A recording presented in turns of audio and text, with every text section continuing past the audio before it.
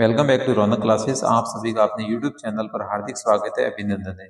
आज बेटा जो अपना अध्याय है समकालीन दक्षिण एशिया समकालीन विश्व राजनीति का अध्याय 5 है और बोर्ड एग्जाम 2025 को मद्देनजर रखते हुए शानदार कंटेंट बनाया गया है ताकि इस अध्याय में से आपका कोई भी प्रश्न बाहर नहीं जाए और आपको पूरे में से पूरे इसके जो अंक है वो मिल जाए। तो इस अध्याय को हम स्टार्ट करते हैं कि क्या है समकालीन दक्षिण एशिया। तो इसका पहला पॉइंट अपन देखते हैं कि दक्षिण एशिया क्या है। सबसे पहले इसके भूगोल के बारे में देखेंगे। तो इसके उत्तर में विशाल हिमालय पर्वत है, जिसके दक्षिण में हिंद महासागर है, जिसके पश्चिम में अरब सागर है और पूर्व में बंगाल की खाड़ी है। और यह जो इलाका है वो दक्षिण एशिया के नाम से जाना जाता है। ऐसे तो दक्षिण एशिया विविधता से भरा हुआ है, परंतु भू राजनीतिक धरातल की बात करें तो एक समानता विद्यमान दिखाई देती है। कहने का मतलब ये है कि दक्षिण एशिया जिसके उत्तर में हिमालय पर्वत है, जिसके पूर्व में हिंद महासागर बंगाल की खाड़ी है, जिसके दक्षिण में हिंद महासागर है और जिसके पश्चिम में अरब सागर है, वह इलाका दक्षिण एशिया के नाम से जाना जाता है। अब बात करते हैं दक्षिण एशिया में 7 देश है, जिसमें बांग्लादेश है, भूटान है, भारत है, मालदीव, नेपाल, पाकिस्तान और श्रीलंका। वर्तमान में इसमें 8 देश है। 8वां देश इसमें जो शामिल हुआ है उसका नाम है अफगानिस्तान। तो इस प्रकार हम इसका भूगोल देखते हैं कि जिसके उत्तर में विशाल हिमालय पर्वत है, जिसके दक्षिण में हिंद महासागर है, पश्चिम में अरब सागर है, पूर्व में बंगाल की खाड़ी है और यह जो इलाका है वो दक्षिण एशिया के नाम से जाना जाता है। और इसमें 7 देश शामिल है और 8वां देश इसमें अफगानिस्तान शामिल हो गया। 7 देशों के नाम याद कर लीजिए। कभी ये वन लाइनर प्रश्न पूछा जाता है कि दक्षिण एशिया में 7 देश कौन कौन से शामिल है, तो आपका सीधा उत्तर होना चाहिए बांग्लादेश, भूटान, भारत, मालदीव, नेपाल, पाकिस्तान, श्रीलंका और 8वां देश है वो अफगानिस्तान है। अब बेटा अपनी नजर डालते हैं कि दक्षिण एशिया के देशों में लोकतंत्र की क्या स्थिति है। तो एक बार अपनी नजर दक्षिण एशियाई देशों में लोकतंत्र पर डालते हैं। तो बात करते हैं भारत और श्रीलंका की। तो भारत 1947 में आजाद होता है तथा श्रीलंका उसके एक वर्ष बाद 1948 में आजाद होता है। तब से लेकर इन दोनों देशों में लोकतंत्र आज तक कायम रहा है। भारत और श्रीलंका में जब से ये देश दोनों देश आजाद हुए हैं तब से लेके वहां पर आज तक लोकतंत्र कायम रहा है। बात करते हैं पाकिस्तान की। तो पाकिस्तान में लोकतंत्र की स्थापना आजादी के बाद हुई। भारत का 1947 में आजादी हुई भारत की, तो उसी समय पाकिस्तान भी आजाद हुआ था और उस समय वहां पे लोकतंत्र की स्थापना हुई थी। परंतु वहां पर 2 बार तख्ता पलट हुई, जिसमें प्रथम बार 1999 में और दूसरी बार 2008 में। इसका महत्वपूर्ण कारण यह है कि वहां पे सैनिक शासन का प्रभुत्व है। सैनिक शासन का प्रभुत्व होने के कारण पाकिस्तान का 2 बार तख्ता पलट होता है, एक 1999 में और एक 2008 में, और लोकतंत्र इस स्थिति में वहां पे खतरे में था। आगे वाला अपन पॉइंट देखते हैं। यदि बात करते हैं हमारा पड़ोसी देश बांग्लादेश की, तो बांग्लादेश पहले पूर्वी पाकिस्तान के नाम से जाना जाता था। यहाँ पर आवामी दल के नेता द्वारा बांग्लादेश की मांग की गई और भारत के हस्तक्षेप के माध्यम से बांग्लादेश 1971 में नए देश के रूप में उभर करके सामने आया और वह आजाद हुआ। वहां पर लोकतंत्र कायम रहा।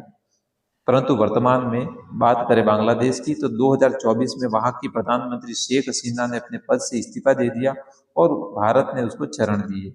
कहने का मतलब क्या है, बांग्लादेश है वो पहले पूर्वी पाकिस्तान कहा जाता था और पश्चिमी पाकिस्तान का ही हिस्सा था। परंतु 1971 में भारत के हस्तक्षेप से बांग्लादेश आजाद हुआ और एक स्वतंत्र देश बन के उभर करके दुनिया के सामने आया। 2004 में वहां की प्रधानमंत्री शेख हसीना ने अपने पद से इस्तीफा दे दिया। हम बात करते हैं नेपाल की। तो नेपाल में 2006 तक राजतंत्र था, संपूर्ण शक्ति राजा के पास में थी और 2008 में राजतंत्र समाप्त हो गया और लोकतंत्र की स्थापना हुई तथा नेपाल का नया संविधान 2015 में बना, जो पूरे विश्व में नए संविधान के रूप में जाना जाता है।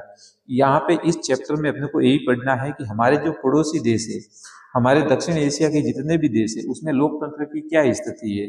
बात करते हैं हम मालदीव की। तो 1968 तक यह सल्तनत थी, परंतु 1968 में वहां गणतंत्र की स्थापना हुई और शासन की अध्यक्षात्मक प्रणाली को अपनाया गया।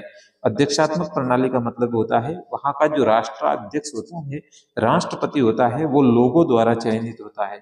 2005 में बहुदलीय प्रणाली को अपनाया गया और इस प्रकार लोकतंत्र कायम है।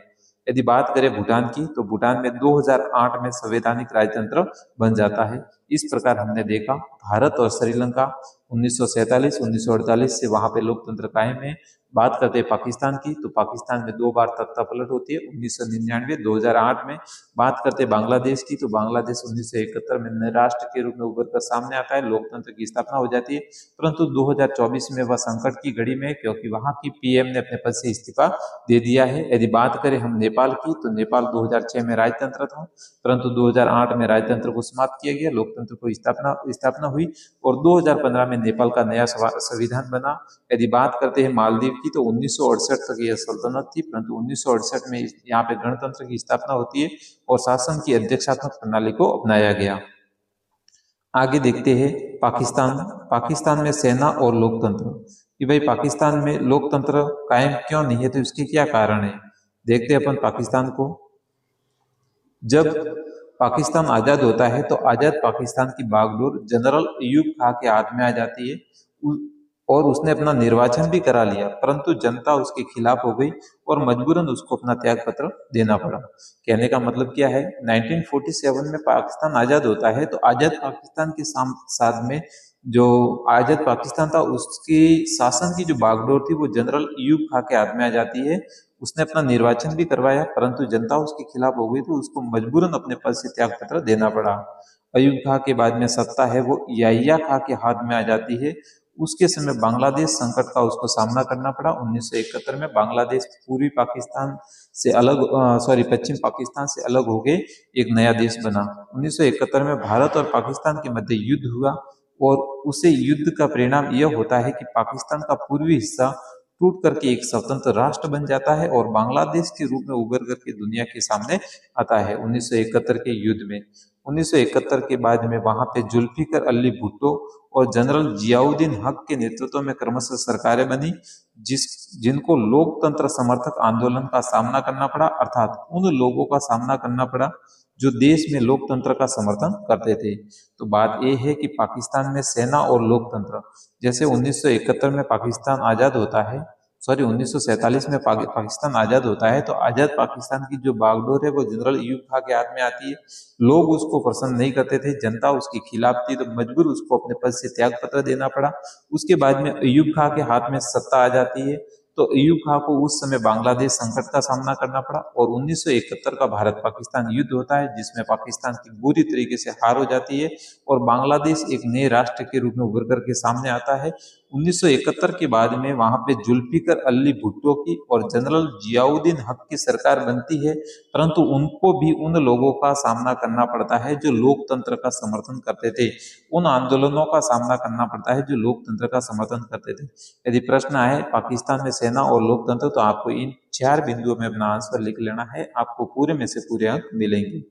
यदि हम देखते हैं कि पाकिस्तान में लोकतंत्र संकट में कैसे था, पाकिस्तान में 2 बार तख्ता पलट हुई, तो क्यों पाकिस्तान में लोकतंत्र संकट में कैसे आया, तो देखिए पाकिस्तान में सेना के समर्थक, धर्मगुरु और भूस्वामी अभिजनों का सामाजिक दबदबा था।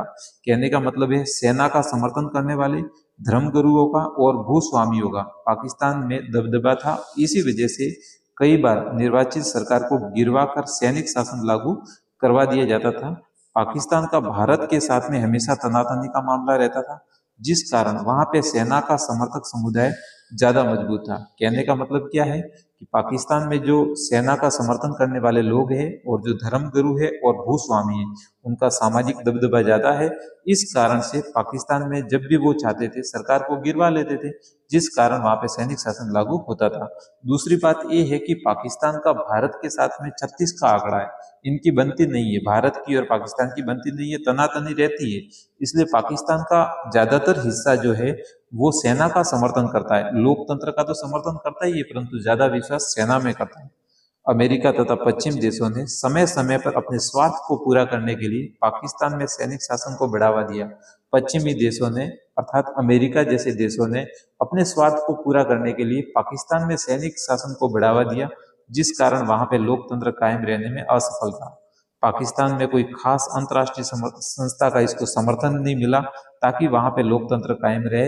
इन सभी कारणों से पाकिस्तान में लोकतंत्र है वो असफल रहा है और लोकतंत्र हमेशा संकट में रहा है, और जब भी लोकतंत्र संकट में रहा है तख्ता पलट हुई है।